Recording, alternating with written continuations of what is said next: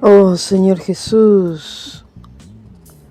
Lectura: La vida y el camino para la práctica de la vida de la Iglesia, de Winnesley. Capítulo 11. El crecimiento y la edificación. Lectura bíblica: Primera de Pedro, capítulo 2, versículos 2 al 5. Primera Corintios, capítulo 3, versículos 7 al 13 y 16 y 17. Efesios 2, del 21 al 22 y capítulo 4, versículos 13 al 16. En este capítulo queremos tener comunión en cuanto a la edificación de la Iglesia efectuada por el crecimiento en vida. El crecimiento en vida para la edificación del cuerpo de Cristo. Primero, queremos considerar unos pasajes de la Biblia que relacionan el crecimiento en vida con la edificación de la Iglesia. En Primera de Pedro, capítulo 2, versículos 2 al 5, dice que si hemos gustado del Señor y no solo hemos creído en Él, desearemos la leche nutritiva de su palabra y creceremos. Versículos 2 al 3. Con este crecimiento seremos edificados en una casa espiritual. Versículo 5. Por tanto, estos versículos nos muestran principalmente dos cosas: el crecimiento en vida y la edificación de una casa espiritual. La edificación de la Iglesia como una casa espiritual depende del crecimiento en vida. Somos edificados al crecer en la vida de Cristo. Por lo tanto, el crecimiento tiene como fin la edificación, y la edificación depende del crecimiento. Ahora leamos 1 Corintios 3, del 7 al 9. Así que ni el que planta es algo, ni el que riega, sino Dios que da el crecimiento. Ahora bien, el que planta y el que riega uno son, pero cada uno recibirá su recompensa conforme a su labor. Porque nosotros somos colaboradores de Dios, y vosotros labranza de Dios, edificio de Dios. Fíjense, aquí el apóstol usó dos clases de descripciones en cuanto a la Iglesia.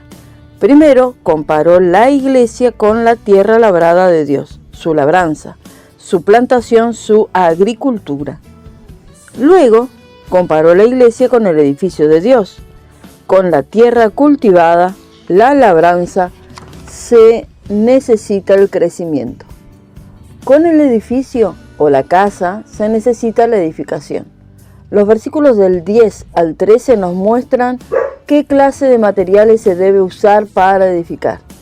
Luego, los versículos 16 al 17 dicen: ¿no sabéis que sois templo de Dios y que el Espíritu de Dios mora en vosotros? Si alguno destruye el templo de Dios, Dios le destruirá a él, porque el templo de Dios es santo, y eso es lo que sois vosotros. El templo de Dios del versículo 16 se refiere a los creyentes en conjunto en cierta localidad, mientras que el templo de Dios del versículo 17 se refiere a todos los creyentes universalmente. Todos los creyentes son el templo único de Dios en el universo, el cual tiene su expresión en muchas localidades en la tierra. El templo es la edificación, y la edificación depende del crecimiento de la tierra cultivada. Además, podemos ver el asunto del crecimiento y la edificación en Efesios 2, del 21 al 22. El versículo 21 dice que en Cristo todo el edificio va creciendo para ser un templo santo en el Señor. No solo somos edificados, sino que también crecemos en un templo.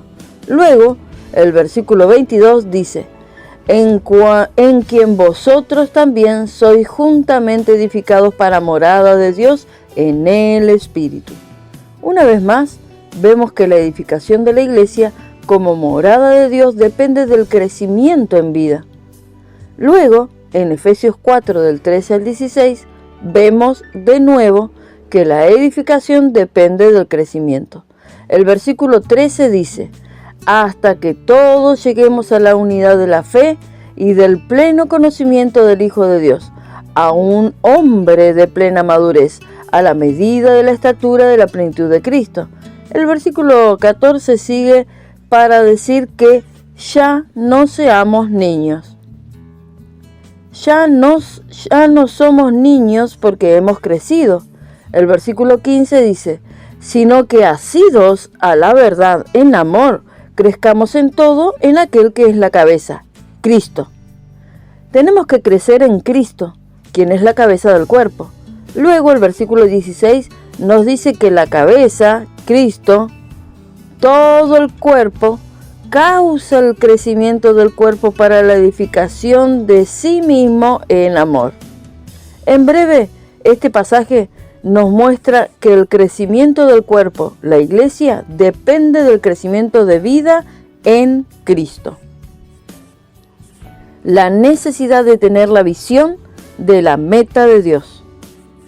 La carga de este libro es mostrar a los hijos del Señor que en estos postreros días el Señor recobrará una cosa, es decir, Cristo forjado en los creyentes para mezclarse con ellos y todos los creyentes transformados en naturaleza, en esencia, en elemento y en su misma sustancia humana a la imagen de Cristo. Luego seremos las muchas partes de Cristo que constituyen el cuerpo de Cristo, la expresión viva de Cristo. Esta es nuestra carga, nuestra visión, nuestra revelación. Esta también es la marca o la meta de nuestra búsqueda.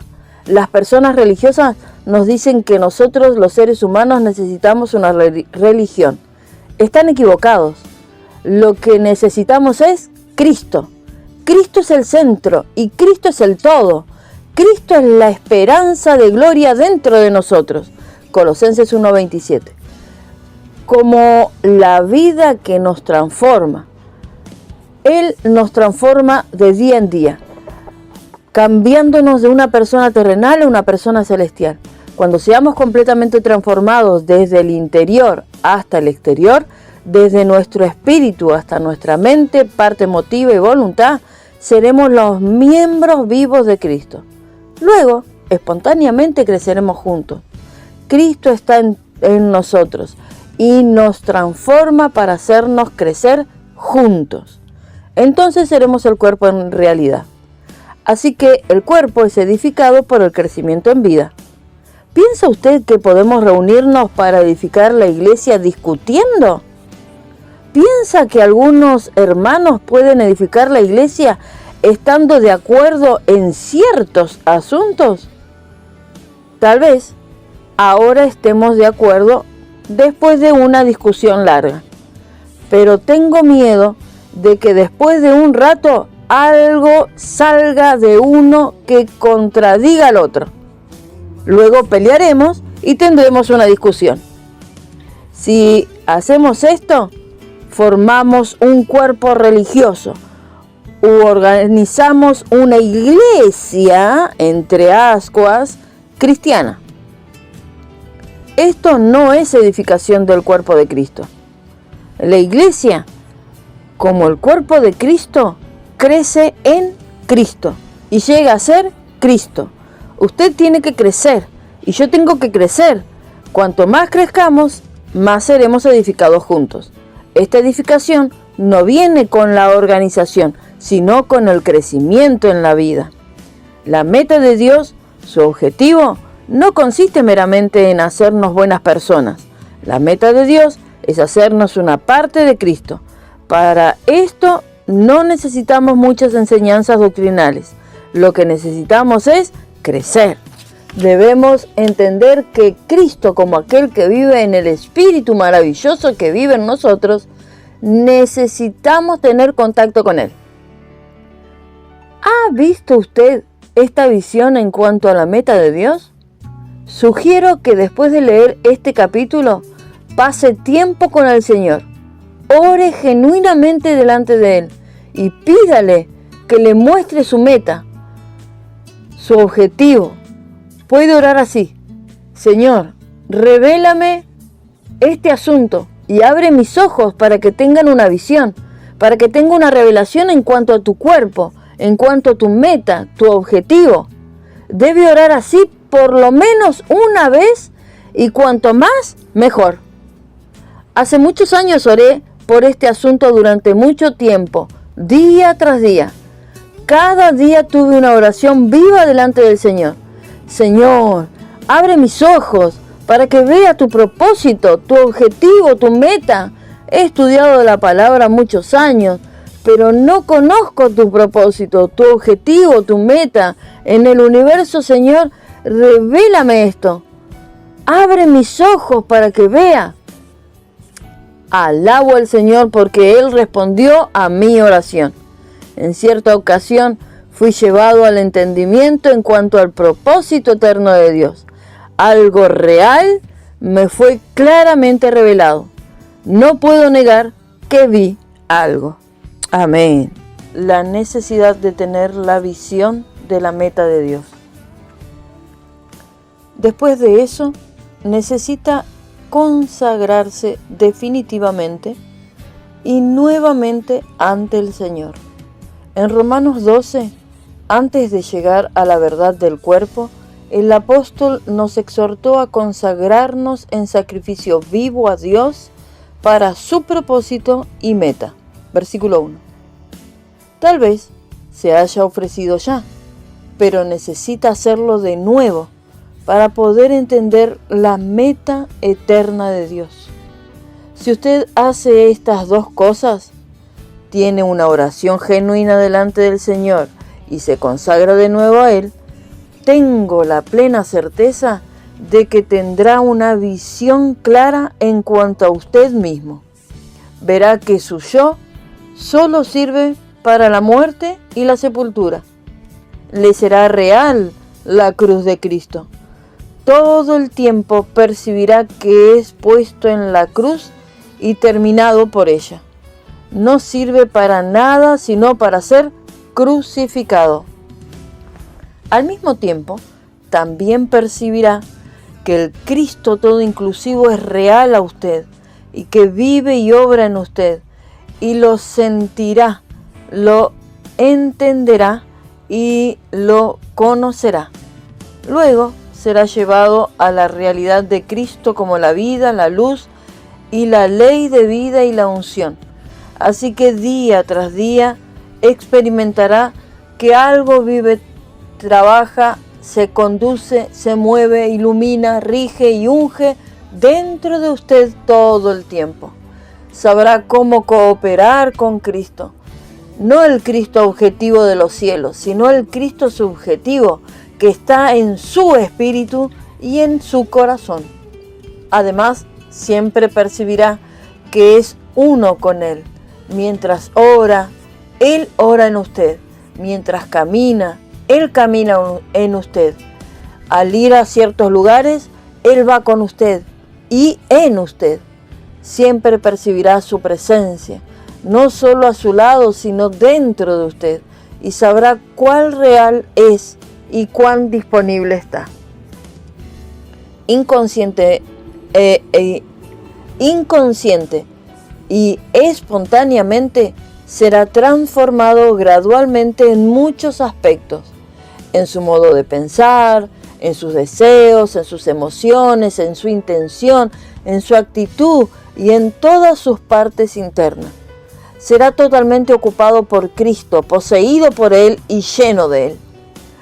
Por estar tan saturado y empapado de Cristo, todo lo que no sea Cristo será abandonado gradualmente por usted. Cada día algo será abandonado. Luego crecerá en Él. Crecerá tanto que le será fácil unirse y entretejerse con todos los que aman al Señor.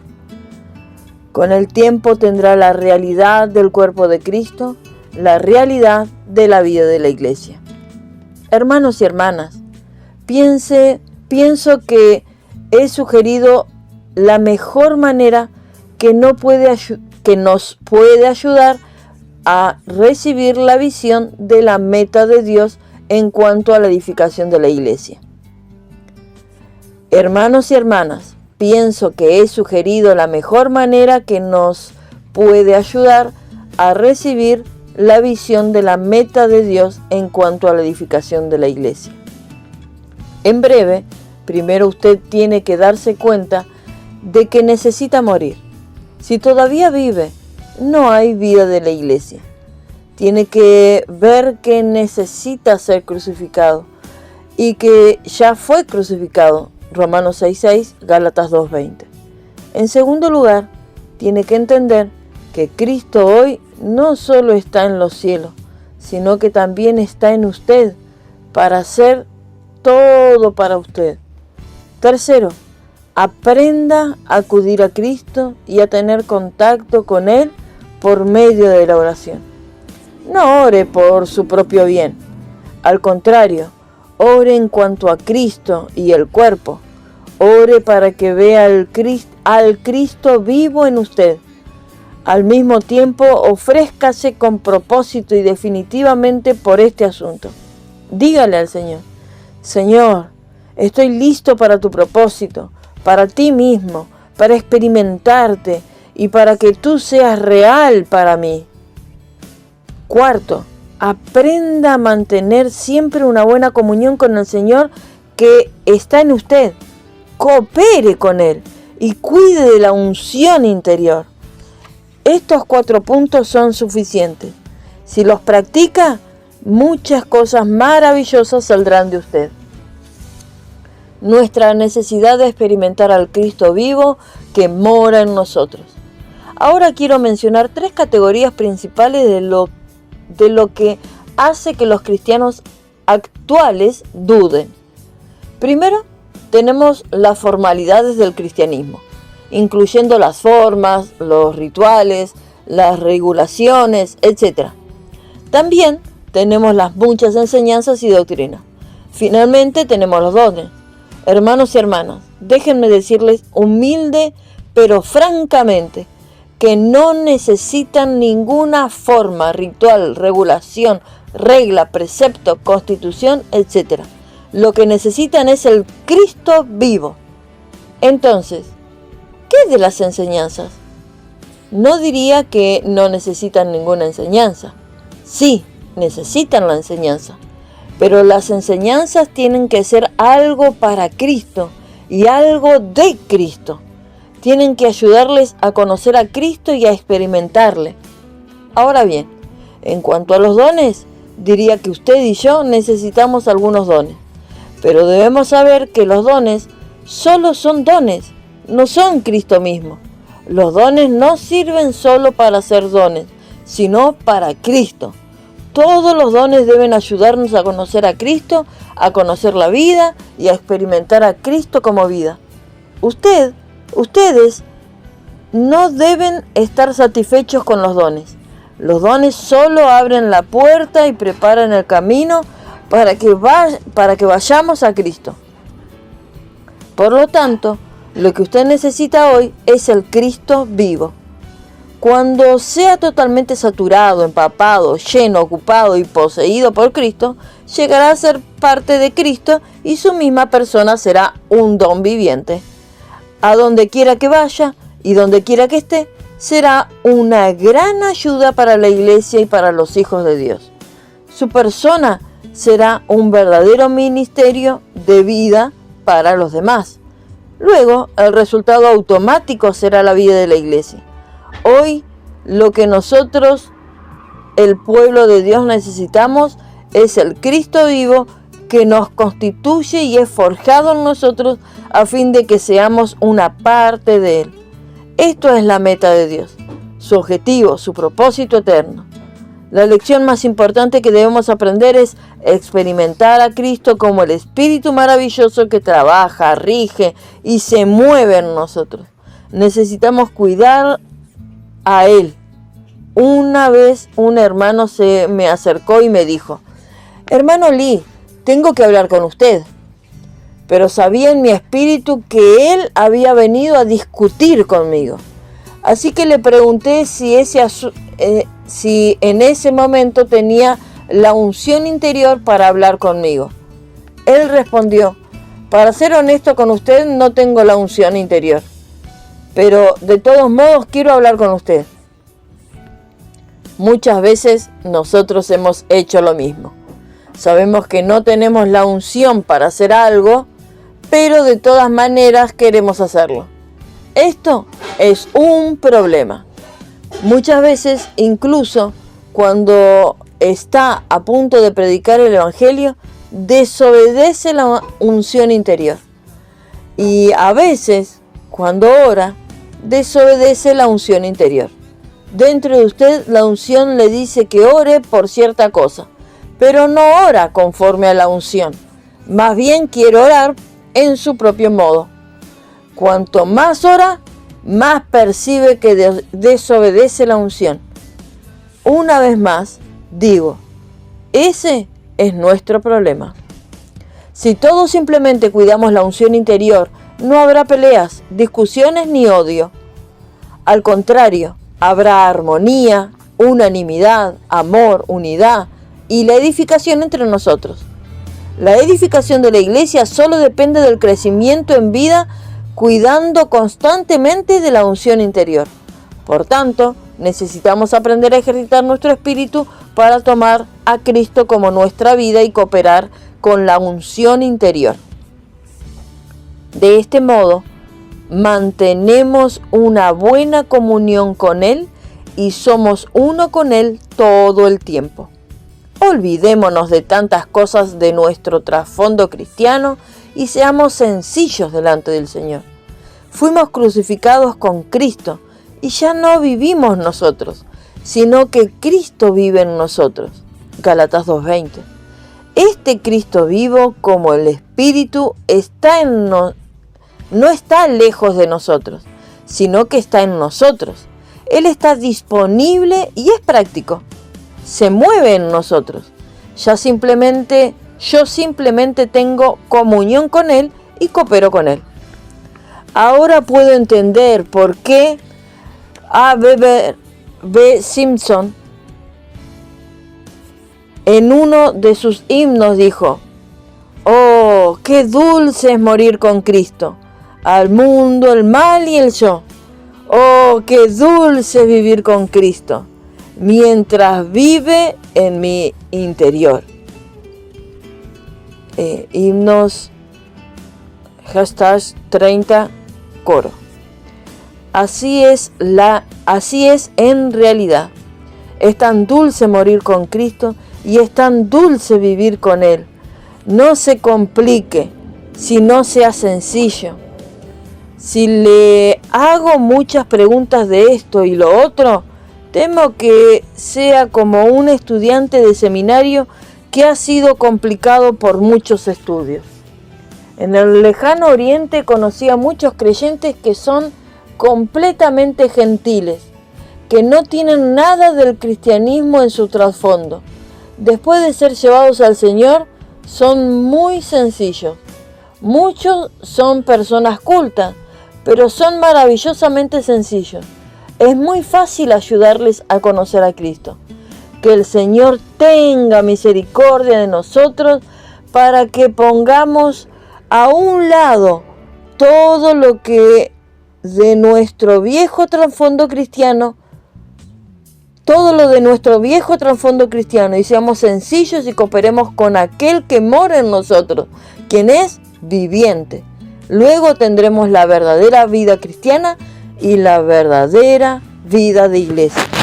Oh Señor Jesús, que el Señor tenga misericordia de nosotros para que pongamos a un lado todo lo de nuestro viejo trasfondo cristiano y seamos sencillos y cooperemos con Él que mora en nosotros, quien es viviente. Oh Señor Jesús, amén.